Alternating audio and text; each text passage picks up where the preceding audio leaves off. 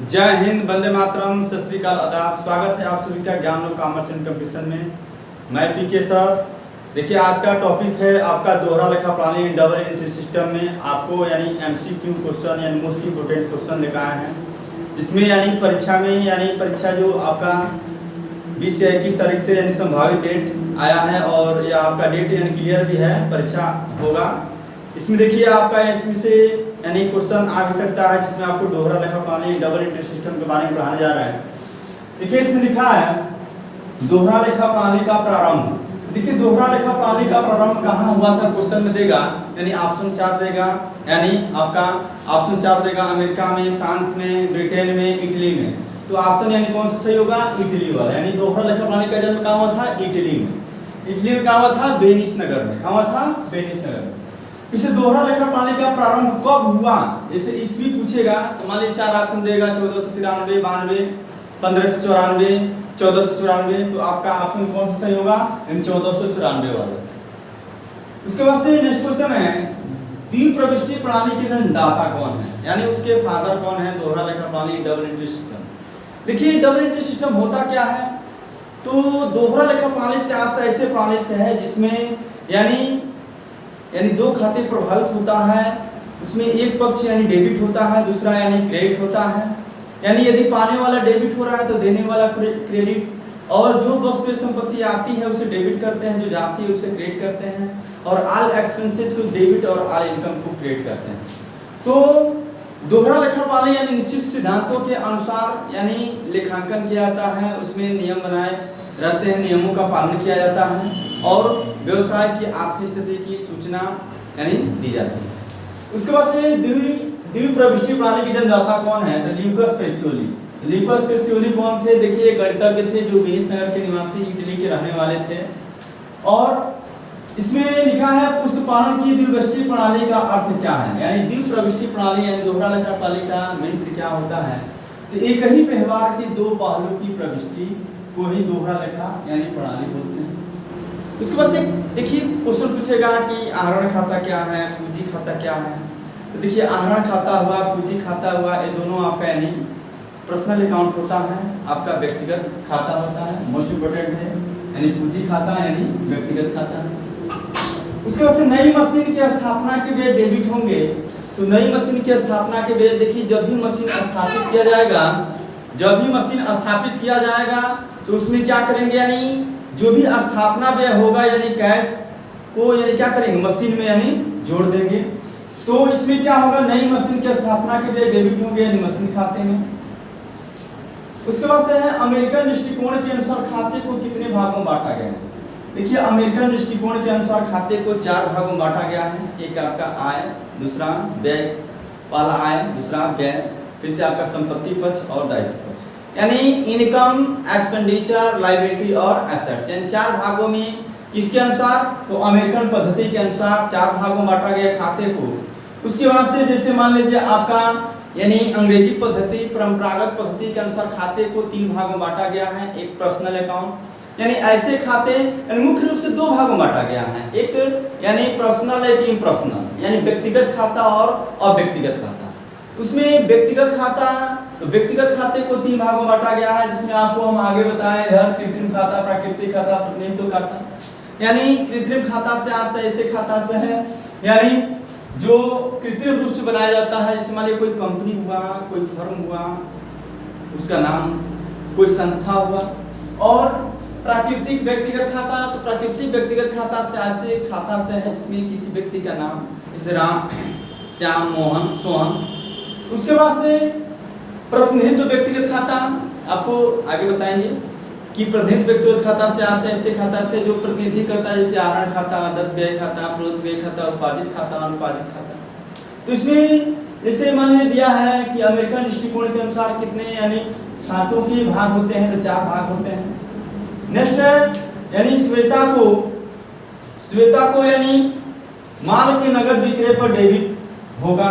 तो श्वेता को माल का नगद विक्रय किया, तो नगद जब बिक्री करेंगे तो नाम का कोई मीन्स नहीं रहता है, यानी cash account debit to sales होता है, तो वहां पर कैश क्या होगा, यानी डेबिट होगा।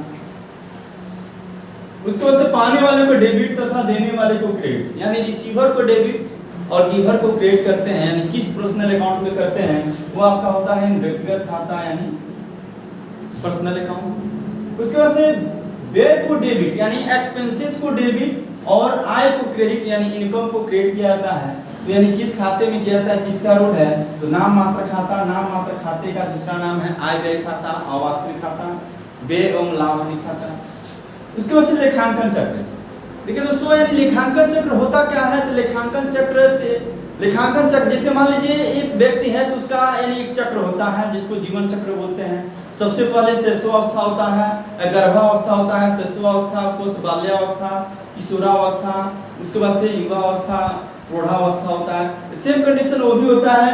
यानी लेखांकन चक्र में सबसे पहले लेन देन होते हैं, ट्रांजैक्शन होते हैं, उसको से लेजर बनाया जाता है, उसको से जर्नल तैयार किया जाता है, जर्नल के बाद से आपका यानी ट्रायल बैलेंस तैयार किया जाता है, ट्रायल बैलेंस के बाद से आपका यानी फाइनल अकाउंट बनाया जाता है और विश्लेषण निरीक्षण प्राप्त करके यानी लाभ हानि शुद्ध स्थिति ज्ञात की जाती है। तो लेखांकन चक्र होता क्या है, तो इन्हीं सब यानी प्रोसेस को ही लेखांकन चक्र कहा जाता है, जो प्रायः 1 अप्रैल से शुरू होता है और 31 मार्च को समाप्त होता है। ठीक है, तो लेखांकन चक्र की अवधि क्या होती है, तो प्रायः 1 वर्ष की होती है, जो 1 अप्रैल से शुरू होता है और 31 मार्च को समाप्त होता है। उसके बाद से परंपरागत व्यक्तिगत खाता यानी अंग्रेजी पद्धति के अनुसार खाते को कितने भाग में बांटा गया है, तो देखिए व्यक्तिगत खाता यानी ऐसे खाते जो किसी व्यक्ति या संस्था के नाम से खोले जाते हैं उसे व्यक्तिगत खाते कहते हैं। जैसे Ram Shyam, Mohan and company, Sohan and company, और अदत्त व्यय, पूर्वगत व्यय, आहरण खाता, पूंजी खाता, उपार्जित खाता, अनुपार्जित व्यय खाता। और अव्यक्तिगत खाते, तो अव्यक्तिगत खाते को 2 भाग में बांटा गया है, एक वास्तविक खाता रियल अकाउंट, एक नाम मात्र खाता यानी नॉमिनल अकाउंट। तो वास्तविक खाता क्या होता है, तो वास्तविक खाता से आशय ऐसे खाता से है जो किसी वस्तु या संपत्ति के नाम से खोले जाते हैं, उसे वास्तविक खाता कहते हैं। तो वास्तविक खाते में जैसे मान लीजिए कोई वस्तु या संपत्ति हुआ यानी फर्नीचर जैसे हो गया, आपका बिल्डिंग हो गया, लैंड हो गया, ये सब क्या है यानी वास्तविक। तो वास्तविक में भी 2 होता है, एक मूर्त एक अमूर्त, यानी एक जो दिखाई दे एक जो दिखाई न दे। यानी मूर्त वास्तविक खाते से ऐसे खाते से जो दिखाई दे, जैसे बिल्डिंग हुआ, लैंड हुआ, ये सब क्या दिखाई देता है। और अमूर्त वास्तविक खाता तो ऐसे खाते जो जिसको हम महसूस करते हैं यानी देख या छू नहीं सकते हैं, जैसे आपका गुडविल हो गया, पेटेंट हो गया, कॉपीराइट हो गया। उसके बाद से आपका अव्यक्तिगत में एक और होता है नाम मात्र खाता। नाम मात्र खाता यानी ऐसे खाते जो किसी एक्सपेंसेस और इनकम से संबंधित होते हैं, जैसे रेंट हुआ, सैलरी हुआ, इंश्योरेंस हुआ, प्रीमियम हुआ, बैड डेट्स हुआ, ये सब क्या है आपके यानी नाम मात्र खाते हैं। ठीक है, उसके बाद से नेक्स्ट है यानी मूर्त खाते हैं। तो मूर्त खाते से ऐसे खाते से है जो दिखाई दे, जैसे मान लीजिए भूमि हुआ, भवन हुआ यानी भूमि भवन खाता, मशीनरी खाता, फर्नीचर खाता, स्कंद यानी क्लोजिंग स्टॉक, कैश यानी ये सब क्या है वास्तविक खाते हैं। नेक्स्ट है आपका यानी कि नाम मात्र खाता। तो नाम मात्र खाता में बताया है किराया खाता, ब्याज खाता, वेतन खाता, बट्टा खाता यानी अपहार खाता। तो देखिए इसमें क्या होता है, नाम मात्र खाते में यानी ऑल एक्सपेंसेस को डेबिट करते हैं और ऑल इनकम को क्रेडिट करते हैं। यानी जैसे मान लीजिए आपका पूरा यानी जो भी अकाउंट लिखवाया है रिसीव होगा तो इनकम होगा, और पेड करेंगे तो क्या एक्सपेंसेस। तो जब पेड करेंगे उसे डेबिट करेंगे, या जब इनकम होगा रिसीव करेंगे तो उसे क्रेडिट करेंगे। उसके बाद अमूर्त वास्तविक खाता क्या है। देखिए दोस्तों वीडियो बहुत मेहनत से बनाई जा रही है, आप लोग अधिक से अधिक शेयर कीजिए, लाइक कीजिए, सब्सक्राइब कीजिए और अपने दोस्तों तक इसको पहुंचाइए ताकि वो भी क्या पढ़कर लाभान्वित हो सके, क्योंकि इसमें से क्वेश्चन जरूर आएगा। अमूर्त वास्तविक खाता देखिए कम टाइम में हम आपको ज्यादा क्वेश्चन बताने का कोशिश कर रहे हैं पूरी यानी डिटेल व्याख्या के साथ। अमूर्त वास्तविक खाता है तो अमूर्त यानी जो दिखाई ना दे, यानी इसमें आपका ख्याति खाता, एकाधिकार। उसके बाद से नेक्स्ट है कृत्रिम व्यक्तिगत खाता यानी जो बनाई जाती है, जैसे मान श्याम एंड कंपनी, देना बैंक, इलाहाबाद बैंक। प्राकृतिक व्यक्तिगत खाता, तो प्राकृतिक व्यक्तिगत खाता यानी राम खाता और श्याम खाता। प्रतिनिधित्व व्यक्तिगत खाता यानी देनदार खाता और लेनदार खाता। यानी प्रतिनिधि देनदार का मतलब क्या होता है, यानी जिसको आप उधार माल बेचे उसे देनदार कहते हैं, जिससे उधार माल खरीदते हैं उसे यानी क्या कहते हैं यानी क्रेडिटर्स यानी लेनदार कहते हैं। उसके बाद से आपका है अदत्त, जिससे प्रतिनिधित्व व्यक्ति खाता में देनदार खाता हुआ, लेनदार खाता हुआ, आउटस्टैंडिंग हुआ, prepaid expenses, accurate, unexpired income. इसको से अव्यक्तिगत खाता का प्रकार, तो देखिए अव्यक्तिगत खाते के प्रकार भी बताए भी हैं, वास्तविक खाता और नामात्मक खाता, दो खाते हैं। नेक्स्ट है आपका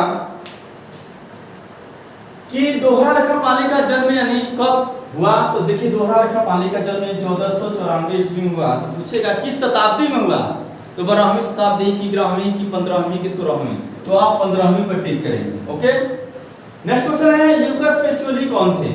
देखिए लूकास पेसियोली कौन थे, तो जैसे ऑप्शन पूछतेगा खगोली थे, वैज्ञानिक थे, गणितज्ञ थे, संगीतज्ञ थे, तो कौन थे, यानी गणितज्ञ थे। नेक्स्ट क्वेश्चन है ल्यूकास पेसियोली ने कौन सी पुस्तक लिखी थी, तो ल्यूकास पेसियोली ने डी कंप्यूटर्स स्क्रिप्चर्स नामक पुस्तक लिखी थी, जिसमें इन्होंने दोहरा लेखा प्रणाली के बारे में डिस्क्राइब किया था। उसके बाद से दोहरा लेखा प्रणाली की विशेषता क्या है, तो देखिए दोहरा लेखा प्रणाली की विशेषता यह है कि इसमें मौद्रिक लेनदेन यानी जो भी लेनदेन होते हैं मौद्रिक रूप में होना चाहिए, यानी अमौद्रिक का लेखा नहीं किया जाता है। नेक्स्ट है दो खातों में प्रविष्टि, यानी एक डेबिट होता है तो दूसरा क्रेडिट होता है। तीसरा है खातों का वर्गीकरण, यानी इसमें खातों का वर्गीकरण होता है 3 प्रकार के, यानी खाते का वर्गीकरण किया गया है, पर्सनल अकाउंट, नॉमिनल अकाउंट और आपका यानी रियल अकाउंट, तो इसका वर्गीकरण किया जाता है। डेबिट और क्रेडिट का नियम, यानी वो आपका यानी डेबिट हो रहा है कि क्रेडिट हो रहा है, किस नियम के आधार पर डेबिट करना चाहिए, किस नियम के आधार पर क्रेडिट करना चाहिए, इसका ध्यान दिया जाता है। गणितीय शुद्धता, यानी गणितीय शुद्धता की जांच की जाती है इसमें, जैसे मान लीजिए ट्रायल बैलेंस बनाया जाता है तो उसमें अर्थमेटिकल जो भी एरर्स होते हैं उनकी अशुद्धियों की जांच की जाती है, ठीक है। उसके बाद से नेक्स्ट है दोहरा लेखा प्रणाली के उद्देश्य। तो दोहरा लेखा प्रणाली का उद्देश्य होते क्या है, तो पहला व्यवसायिक व्यवहारों का लेखा पुस्तकों में उल्लेख करना, पूंजी तथा आहरण का उपलब्ध कराना, क्रय विक्रय का ज्ञान कराना, रोकड़ का ज्ञान कराना, लाभ हानि सूचना उपलब्ध कराना, ये सब क्या होता है दोहरा लेखा प्रणाली का यानी क्या होता है उद्देश्य होता है।